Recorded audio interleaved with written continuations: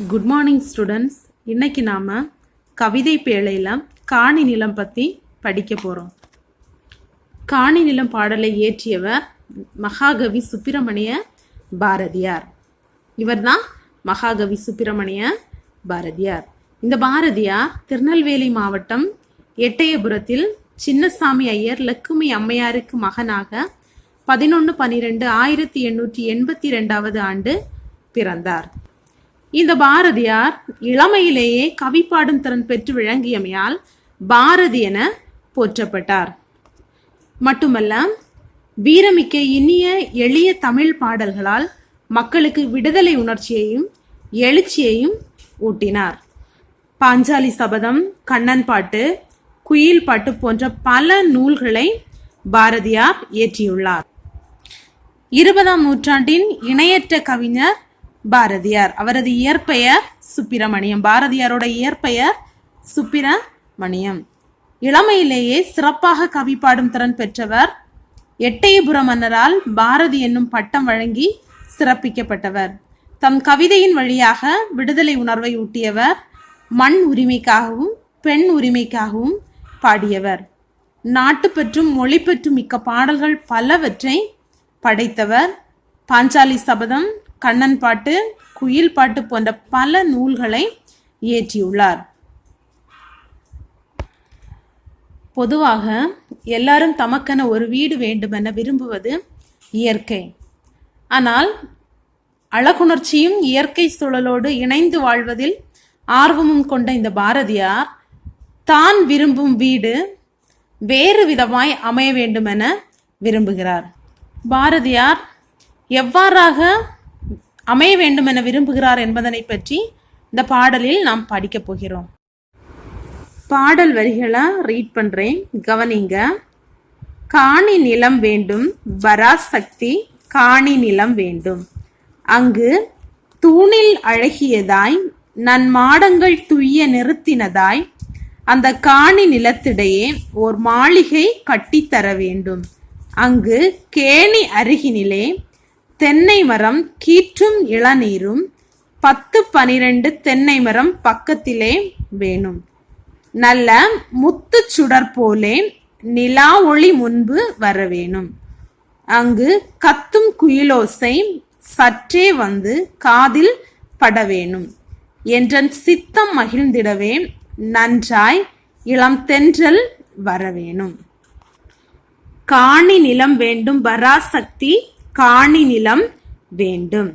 பராசக்தி எனக்கு காணி அளவு நிலம் வேண்டும். அங்கு தூணில் அழகியதாய் நன்மாடங்கள் துய்ய நிறுத்தினதாய் அந்த காணி நிலத்திடையே ஒரு மாளிகை கட்டி தர வேண்டும். அங்கு கேணி அருகினிலே அந்த நிலத்துல ஒரு மாளிகை அமைத்து தர வேண்டும். அந்த மாளிகை பல மாடங்களை கொண்டதாய் இருத்தல் வேண்டும். அந்த மாளிகையை தாங்கி நிற்கும் தூண்கள் தூய்மையினால் ஒளி பொருந்தியனவாய் இருத்தல் வேண்டும். அந்த வீட்டிற்கு பக்கத்துல ஒரு கேணி, அதாவது கிணறு ஒன்று அமைத்து தர வேண்டும் என்று இந்த பாரதியார் சொல்றாங்க.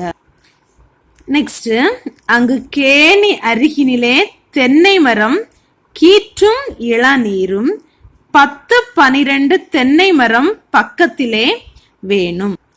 அந்த கிணற்றுக்கு பக்கத்துல காற்றில் அசைந்து ஒலி எழுப்பும் கீற்றுகளையும் இன்சுவை இளநீரை கொண்ட காய்களையும் தாங்கி நிற்கும் 10-12 தென்னை மரங்கள் அமைந்திருக்க வேண்டும். நெக்ஸ்ட், நல்ல முத்து சுடர் போலே நிலா ஒளி முன்பு வர வேணும். அங்கு கத்தும் குயிலோசை சற்றே வந்து காதில் பட வேணும்.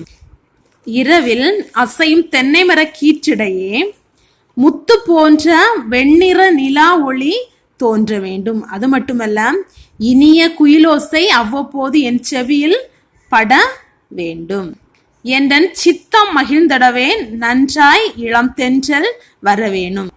என் உள்ளம் மகிழும் வண்ணம் மெல்லிய தென்றல் வீச வேண்டும் என பாரதியார் காணி நிலம் பாடலாம் சொல்லியிருக்காங்க.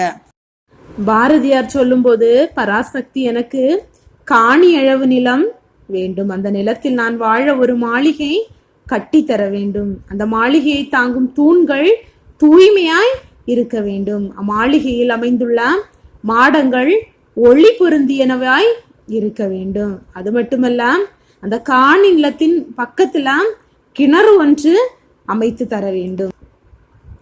அந்த கிணத்துக்கு பக்கத்துல காற்றில் அசைந்து ஒலி எழுப்பும் கீற்றுகளையும் இன்சுவை இளநீரை கொண்ட காய்களையும் தாங்கி நிற்கும் 10-12 தென்னை மரங்கள் அமைந்திருக்க வேண்டும். இரவில் முத்து போன்ற வெண்ணிற நிலா ஒளி தோன்ற வேண்டும். இனிய குயிலோசை அவ்வப்போது செவியில் பட வேண்டும். உள்ளம் மகிழும் வண்ணம் மெல்லிய தென்றல் இதமாய் வீச வேண்டும். இத்தகைய இயற்கை சூழலில் தம் வீடு அமைந்திருக்க வேண்டும் என பாரதியார் விரும்புகிறார். ஓகே, அடுத்ததாக இந்த காணி நிலம் பாடல்ல உள்ள சொல்லும் பொருளும் படிக்க போறோம். காணி நில அளவை குறிக்கும் சொல். காணி நில அளவை குறிக்கும் சொல். மாடங்கள் மாளிகையின் அடுக்குகள். மாடங்கள் மாளிகையின் அடுக்குகள். சித்தம் உள்ளம். சித்தம் உள்ளம். Okay, thank you students.